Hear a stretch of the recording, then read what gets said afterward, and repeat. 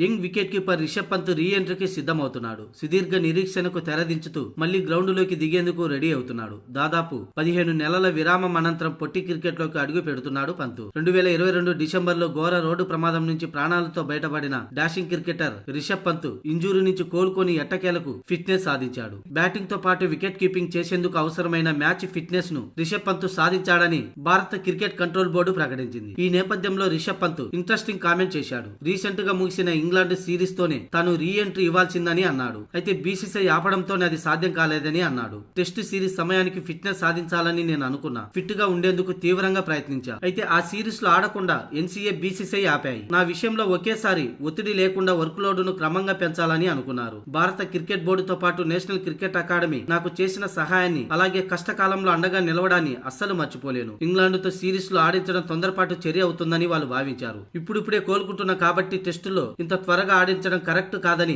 BCC అనుకున్నారు. Re entry తర్వాత క్రమంగా వర్క్ లోడ్ పెంచాలని డిసైడ్ అయ్యారు. ఈ విషయంలో వాళ్ళ ఆలోచన మెచ్చుకోవాల్సిందే. నా గురించి ఇంత కేర్ తీసుకున్నందుకు వాళ్ళకు థ్యాంక్స్ అని పంత్ చెప్పుకొచ్చాడు.